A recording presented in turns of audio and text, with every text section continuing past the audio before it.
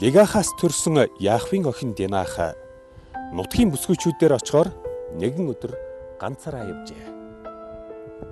Гэтэл замдаа тентхийн овгийн удирдагч Хив үндэстэн Хамурын хүү Хунтайж Шихемтэй дайралдав.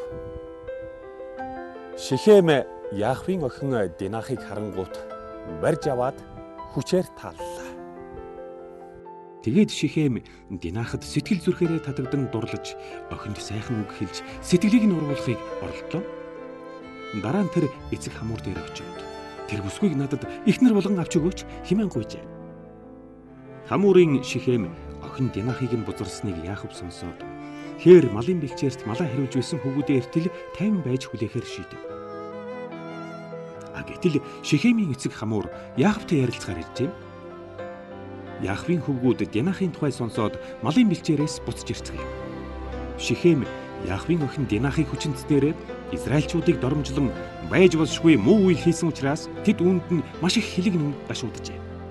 Гэтэл Хамуур тэдэнд хандан: "Миний хүү Шихемийн сэтгэл танаа охиныг хүсэх болжээ. Тиймээс охиныг чинь миний хүү гэргий болгон авахыг хүсэж байгааг болгоон сойрох нь. Бид харилцсан худург бололцвол яах вэ? Үр хүүхдүүдээ өөр хооронд нь гэрлүүлж, охиныг чинь манайх бэр болгон аваад өөрсдийн охидуудыг хөвгүүдэд чинь бэр болгон өгвөл ямар вэ?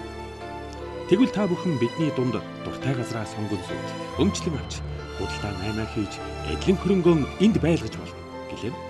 Шихем охины эцэг болон ах нарт хандан: "Та бүхний таалалд нийцүүлэхийн тулд хэлсэн бүхнийг чинь би гүйцэтгэх гээд бэлэн. Сүй тавихад хурим найранд хичнээн бэлгэсэлт шаардсан би хэлсэн ёсоор нөгөн. Агцгүй энэ бүсгүйг надад ихнэр болгон өгөөч дээ" гэж гуйлаа.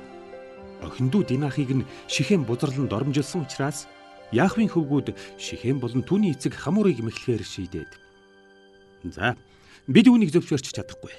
Хөвчөө хөндүүлээгүй эрх хүнд охин дүүгээ гэргий болгон өгөхийг цайрлана. Энэ бидний хувьд ичгүүртэй үйл мөн. Харин урдаар нэг л болзол биелүүлсний дараа энэ гэрлэлт боломжтой болох юм. Эхлээд танай бүх эрчүүд бидний адилаар хөвч хөндүүлэх хэрэгтэй байна. Түүнээс хойш манайх танай охтуудаа гэр болгон өгч, танай охтуудыг гэргий болгон авч болно. Тиймээс бид та бүхний дунд амьдрахаар барахгүй. Нэгэн улс болон нэгдэж чадна. Харин та нар үүнийг үл зөвшөөрч хөвч хөндүүлэхээс татгалзуул бид охины аваад эндээс бүрмөс нүүхээс өөр аргагүй" гэж хэлжээ. Энэ үг Хамуур болон түүний хүү Шихемд таалагджээ. Яахвын охиныг хараад тэсгэлгүй хүсэн дурлаж байсан залуу хүү даруй түргэн тэрхүү ёслолыг хийлгэхээр шийдэв.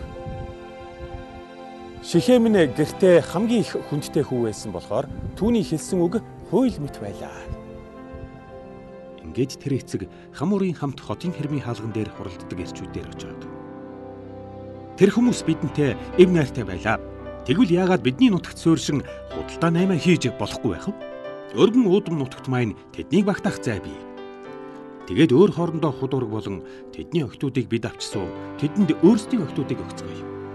Гэхдээ нэг л болцлыг тэд тавьж байна.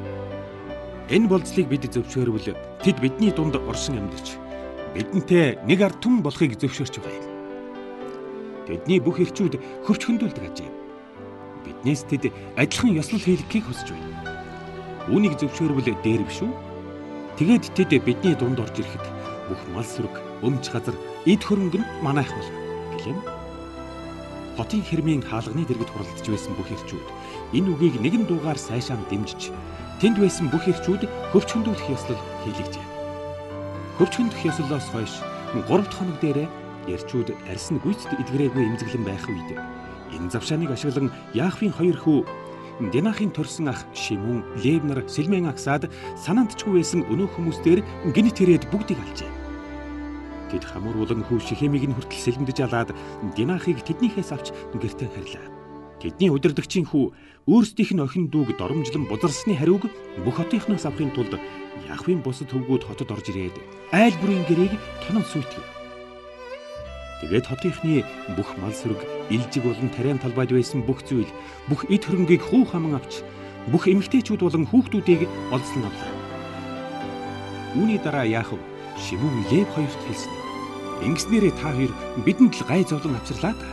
Энэ нутгийн үндэстнүүд болон Хинан, Периси овг аймгийнхан бүгд бидэнд хорсон шүү дээ. Манайхан цөөхүүлээ. Хэрв тэд нийлээд бидний эсрэг дайрвал манайхыг хүнтэй юутай нь хөнөөж устгав. Тэгвэл энэ нутгийнхан охин дүүг маань янхан мэтэд доромжилсны дараа бид дуугүй суух ёстой байсан юм уу гэж тэд хариуллаа.